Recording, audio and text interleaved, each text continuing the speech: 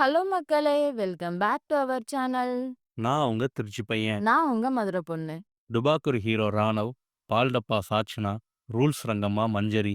Big pass 8 Tamil டே 44 என்னாச்சு? வாங்க வீடியோக்குள்ள போலாம்.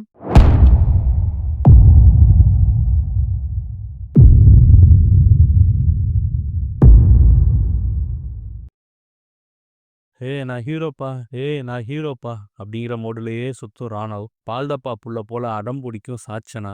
எதுக்கெடுத்தாலும் ரூல்ஸ் பேசும் ரூல்ஸ் ரங்கம்மா மஞ்சரி. டே 43 மிட்லைட்லயும் விஷாலும் தர்ஷிகாவும் தூங்காம 2 பேரும் ஹார்டன் ஏரியால வாக் பண்ணிட்டே பேசிட்டு இருந்தாங்க. எனக்குள்ள இருக்க ஃபீலிங்ஸ் அது இருக்கு. அது வெளிய சொல்லல. பட் இந்த ஸ்கூல் டாஸ்க்ல அது வெளிய கொண்டு வந்துடுச்சுங்க. எனக்கும் உன் மேல ஃபீலிங்ஸ் இருக்கு, பாசம் இருக்கு. நீ நல்ல ஃப்ரெண்டு. உனக்கு ஏதாவது ஃபீலிங்ஸ் இருந்தா என்கிட்ட ஃப்ரெண்டா சொல்லு. ஏன் 3 பெர்சன் கிட்ட சொல்ற? நான் ஜாக்க என் ஃப்ரெண்டா பார்க்கல. நான் தேர்ட் பெர்சனா தான் பார்க்குறேன். எனக்கு ஃபீலிங்ஸ் இருந்தா, நான் இப்படி ஃப்ரெண்ட்ஸ்ட்டலாம் ஷேர் பண்ண மாட்டேன். நான் அப்படி என் ஃப்ரெண்ட்ஸ்ட்ட சொன்னா, உனக்கு எப்படி இருக்கும்? ஸோ எதா இருந்தாலும் என்கிட்டயே நீ டைரக்ட்டா சொல்லு. இதுதாங்க நம்ம love birds Vishal and Dharshika 2 பேரும் தீய தீய வறுத்த கடலை. நான் சொல்லு இதோ நான் இருக்கேன் பேசு. அப்புறம் என்ன உனக்கு? டே 44 மார்னிங் ஆக்டிவிட்டி லெட்டர் வர கேர்ல்ஸ் டீம் இந்த சைடு வரணும். அதுக்கு முத்து திருக்குறள் டாஸ்க் குடுத்தாரு. எல்லாரும் நான் சொல்ற ஒரு திருக்குறள சொல்லிட்டு தான் இந்த பக்கம் வரணும் அப்படின்னு. உண்மையிலேயே இது நல்ல விஷயம். முத்துவ நல்லாவே பாராட்டணுங்க.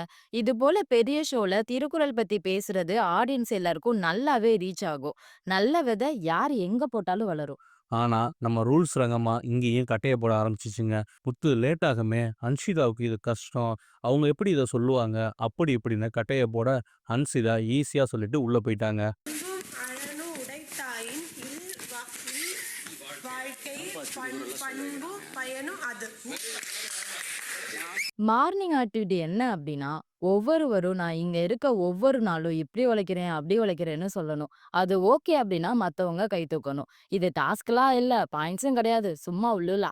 ஒரு வழியா மார்னிங் ஆக்டிவிட்டி முடிஞ்சு, சமையல் பண்ணி சாப்பிட ஆரம்பிக்க, பவித்ரா, வர்ஷினி 2 பேரும் காக்கா காக்கா படத்துல வர "உயிரின் உயிரே" பாட்டு பாடி ஜாலியா இருக்க, நம்ம தம்பி டுபாக்கூர் ஹீரோ ராணவ் பாட்டுக்கு நடுவுலயே பவித்ராவுக்கு தூது விட, அம்மனி தம்பிய கண்டுக்க கூட இல்லங்க. இதுக்கு இடையில மார்னிங் ஆக்டிவிட்டி முடிஞ்சு ஜெஃப்ரி கேர்ள்ஸ் டீமுக்கு வர, "சாச்சனா நீ சொல்லாம வந்துட்ட. டாஸ்க் பண்ணு" அப்படின்னு இந்த பால்டப்பா காலையிலே 7:30 கூட்ட ஆரம்பிச்சிருச்சுங்க. ஆக்சுவலி டாஸ்க் பண்ணிட்டு தான் ஜெஃப்ரி உள்ள வந்திருக்காரு. முத்து குளிச்சுட்டு வாடா தம்பி அப்படின்னு அனுப்ப, ஜெஃப்ரி வர்ஷினி கிட்ட ரெஸ்ட் ரூம் போறேன்னு சொல்லிட்டு போயிட்டு குளிச்சுட்டு மறுபடியும் வந்திருக்காரு. நம்ம பால் டப்பா என்ன சொல்லுதுன்னா, ரெஸ்ட் ரூம் ஓகே. இவரு குளிக்க போனாரு. வரப்ப அங்க நின்னுட்டு பாட்டு பாடிட்டு இருந்தாரு. அதனால டாஸ்க் பண்ணணும். நான் டாஸ்க் தருவேன் அப்படின்னு சீன் போட, ரூல்ஸ் சங்கமா என்னது? நான் கேப்டன் இருக்கும்போது பஞ்சாயத்த நான் தான் முடிப்பேன் அப்படின்னு உள்ள வந்து, முத்துக்கிட்ட பேசி, ஓகே அப்படியா? இப்படியா? இப்படி பண்ணிக்கலாம், அப்படி பண்ணிக்கலாம்ன்னு ஒரு வழியா பேசி, ஜெஃப்ரிய டாஸ்க் பண்ண வேணாம்னு அனுப்பி விட்டுட்டாங்க. ஸோ பால்டப்பா அசிங்கப்பட்டுச்சு. பட் இத மைண்ட்ல வச்சுக்கோங்க மக்களே. இந்த வன்மத்த எங்க போய் கக்குதுன்னு பாருங்களேன். இவ்வளவு கலவரத்துக்கு மத்தியிலயும் தம்பி டுபாக்கூர் ஹீரோ சீன் போட ஆரம்பிச்சிட்டாரு. காலிஃப்ளவரோட எம்ப்டி கூடுல ஒரு பூவ வச்சுக்கிட்டு, உங்க ஹேர் அழகா இருக்கு. உங்க ஸ்மைல் அழகா இருக்கு" அப்படின்னு மறுபடியும் பவித்ராவ சீண்டி சீன் போட்டுட்டு இருக்க, பவித்ரா இவன் தொல்ல தாங்க முடியலன்னு எஸ்கேப்பு. இல்ல இல்ல இது வரைக்கும் போதுங்க. நீங்க பண்ணது வரைக்கும் போதுங்க. சும்மா விளையாடிட்டு என் கூட இருக்காத. வந்து ஒரு 2 ஸ்டெப் போடு. இந்த சீசன் போல பிக் பாஸ் யாரையும் இவ்ளோ கழுவி ஊத்துனதே கிடையாதுங்க. பட் இருந்தும் கம்ஃபர்ட் ஜோன்ல தான் இருப்பேன் அப்படின்னு அடம் பிடிச்சுட்டா என்னத்தங்க சொல்ல? நாட்டுல எவ்வளவோ பேரு சாப்பாட்டுக்கே வழி இல்லாம கஷ்டப்பட்டுட்டு இருக்க நிலைமையில, இவனுங்கள ஏசி ரூம்ல இருக்க சொல்லி விளையாட சொன்னா, பால் டப்பா சாச்சுனா, எனக்கு கத்திரிக்காய் புடிக்காது. முட்டை இப்படி பண்ணா தான் சாப்பிடுவேன். அப்படி பண்ணா தான் சாப்பிடுவேன். அப்படி இப்படின்னு சீன் போடுதுங்க. ஒருத்தருக்கு ஒண்ணு புடிக்காதுன்னா, அது அவங்கவங்க விருப்பம். நம்ம அவங்க விருப்பத்தில தலையிட முடியாது. ஆனா, நீங்க இங்க உங்க வீட்ல இல்ல. உங்க அம்மாவோ, உங்க சிஸ்டரோ உங்களுக்காக சமைக்கல. பருப்புல கத்திரிக்காய் போட்டிருக்கு. இப்போ பருப்புலயே கத்திரிக்காய். இல்ல இல்ல உனக்கு நான் வேற குழம்பு பண்ணி தரேன். இல்ல இல்ல வேண்டாம் வேண்டாம் பரவாயில்ல. எல்லாரும் என்ன சமைக்கிறாங்களோ அத அட்ஜஸ்ட் பண்ணிட்டு தான் சாப்பிட்டாகணும். 16 பேர் இருக்க வீட்ல எப்படி அட்ஜஸ்ட் பண்ணி வாழ்றோம் அப்படிங்கிறது தான் இந்த கேமோட அடிப்படை நாதமே. அந்த புரிதலே இல்லாம இருந்தா எப்படி? இத நம்ம மக்கள் செல்வனே பல தடவ சொல்லியிருக்காரு. ஆனா இவங்களுக்கு இன்னுமே புரிய மாட்டேங்குது. ஒரு வழியா மதியம் போல நாமினேஷன் ஃப்ரீ பாஸ்க்கான ஃபர்ஸ்ட் டாஸ்க் ஆரம்பமாச்சுங்க. டாஸ்க் என்ன அப்படின்னா, ஆக்டிவிட்டி ஏரியால 2 டீமுக்கும் தனித்தனி கோலி குண்டு, கிளாஸ் எல்லாமே இருக்கும். கீழ இருக்க கோலி குண்டு மேல கிளாஸ் வச்சு சுத்த கோலி குண்டு மேல வரும். அத அப்படியே கிளாஸுக்குள்ள வச்சு சுத்திக்கிட்டு, ஆப்போசிட்ல இருக்க பவுல்ல போய் விடணுங்க. ஒருத்தர் ஒருத்தர் ரிலே போல ஆர்டரா பண்ணணும். பஸர் அடிக்கிறதுக்குள்ள யார் அதிகமா போடுறாங்களோ அவங்க தான் வின். பாய்ஸ் 5 கோலியும், கேர்ள்ஸ் 4 கோலியும் போட்டாங்க. சில்வர் ஸ்பூன் சிவகுமாருக்கு தீபக் கூட மட்டும் லடாய். தீபக் ஆட்டிடியூடும் அது மாதிரி தான் இருக்கு. நான் சீனியர் ஆங்கர் அப்படிங்கிற நினப்பு அவருக்கு இருக்கு. அவரும் அந்த மாதிரி தான் நடந்துக்கிறாரு. என்கிட்ட இதை சொன்னீங்களா? இதை ஏன் நீ என்கிட்ட சொல்லலை அப்படின்னு ஒரு மாதிரி பேச அந்த ஆட்டிடியூட் சிவாவுக்கு பிடிக்கல. சிவாவும் அதை தீபக்கிட்டயே டேரெக்டாகவும் சொல்லிட்டாரு. இருந்தாலும் மனுஷன் ரஞ்சித், சத்யா இப்படின்னு மற்றவங்க கிட்ட புலம்பிட்டு தான் இருக்காரு. ஜெஃப்ரி, நான் பாத்திரம்லாம் தொலைக்கிட்டேன். நீங்க இங்க நின்று ஆனந்திட்டு நோ பேசுங்க. சாமி, நான் பாத்திரம்லாம் தொலைக்கிட்டேன் சாமி. உங்களுக்கு அது என்னன்னு கூட புரியல. இப்படி சொல்லணும் நீங்க. என்ன மாதிரி சொல்லணும், ஓகே? என்ன மாதிரி நீங்க சொல்ல கத்துக்கோங்க. இவ்வளோ பஞ்சாயத்து இந்த பக்கம் ஓடினாலும் இவன் வேற இவனை கூட்டிட்டு போங்கடா இருக்கிற கடுப்புல அப்படிங்கிற மாதிரி தான் ராணுவ கடுப்பேத்திட்டு இருக்காங்க.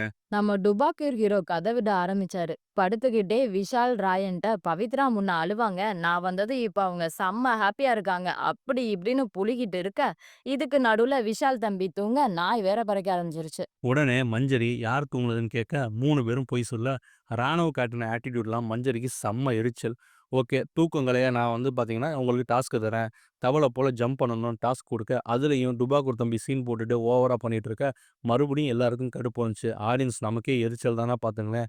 யாரோ இவன் மனசுக்குள்ள ஆழமா போய் தம்பி நீ ரொமான்டிக் ஹீரோன்னு சொல்லிட்டாங்க போல. ஐயையோ! நம்ம கன்டென்ட் டிவிலயே வரலையே! மக்கள் எல்லாரும் ராணுவ பத்தி மட்டும் தான் பேசிட்டு இருக்காங்களோ! அப்படின்னு நெனச்சாங்களோ என்னமோ! நம்ம பால் டப்பா சாச்சனா, கேர்ள்ஸ் எல்லாரையும் ரூம்குள்ள கூட்டி வச்சு, நேத்து நடந்த ஷாப்பிங் பஞ்சாயத்த மறுபடியும் ஆரம்பிச்சாங்க. ஆக்சுவலி சாட்சனா ஒரு ஆர்வ கோளாறு முந்திரி கொட்டை. எல்லா டாஸ்க்கும் நான் போகிறேன் நான் தான் பண்ணுறேன் அப்படின்னு அடம் பிடிக்கிறது.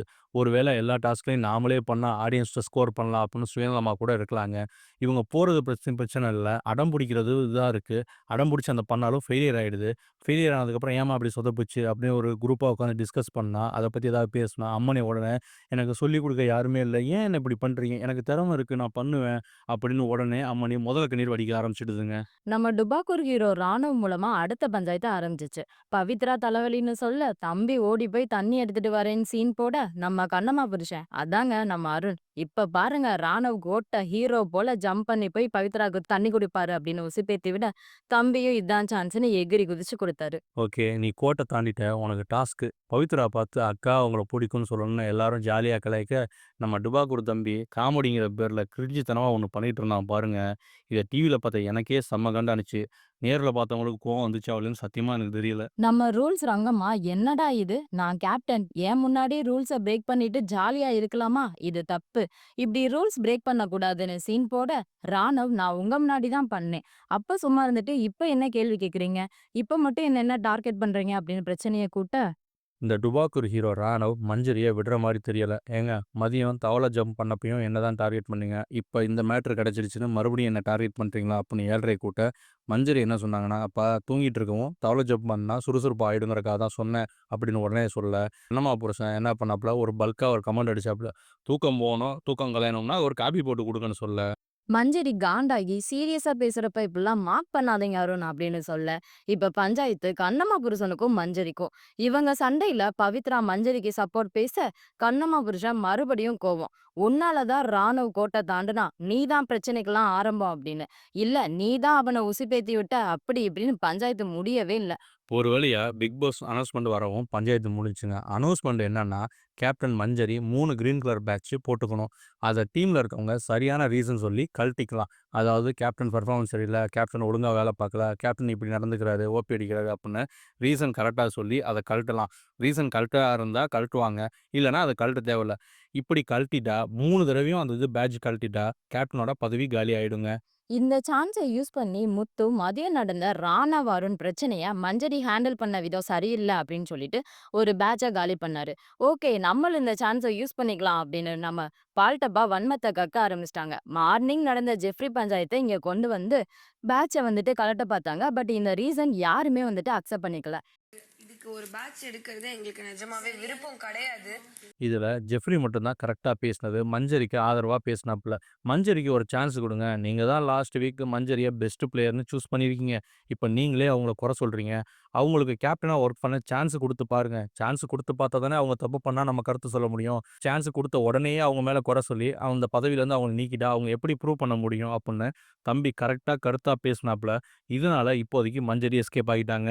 நெக்ஸ்ட் வீக்லி டாஸ்க் அறிமுகம் பண்ணாங்க. Last week school task. இந்த வீக் ராஜா ராணி டாஸ்க். ஒரு பக்கம் ராஜா ஆட்சி செய்ய, இன்னொரு பக்கம் ராணி ஆட்சி செய்வாங்க. யாரு போர்ல ஜெயிக்கிறாங்களோ சிம்மாசனத்துல அமர்ந்து டோட்டல் வீரையும் ஆட்சி செய்வாங்க. இதுல ராஜா ராணவ், ராணி சாச்சனா, ராஜாவோட டீம் தளபதி தீபக், ராணியோட டீம் தளபதி மஞ்சரி, ராஜாவோட பணியாள் ஜெஃப்ரி, ராணியோட பணியாள் சௌந்தர்யா, ராஜாவோட குரு வந்து பாத்தீங்கன்னா விஷாலு, ராணியோட குரு தர்ஷிகா, பேலன்ஸ் உள்ள மற்ற ஆளுங்க எல்லாமே பொதுமக்கள். பொறுத்திருந்து பார்ப்போம். இந்த வாரமாவது இவங்க சுவாரஸ்யமா விளையாடுவாங்களா இல்லையான்னு. இந்த வீடியோ உங்களுக்கு பிடிச்சிருந்தா லைக் பண்ணுங்க, கமெண்ட் பண்ணுங்க, ஷேர் பண்ணுங்க. இது போல பிக் பாஸ் ரிவ்யூகளுக்கு எங்களுடைய சேனலை மறக்காம சப்ஸ்கிரைப் பண்ணிடுங்க. பக்கத்தில் இருக்க பெல் ஐக்கானை கிளிக் பண்ணிடுங்க. நன்றி, வணக்கம்.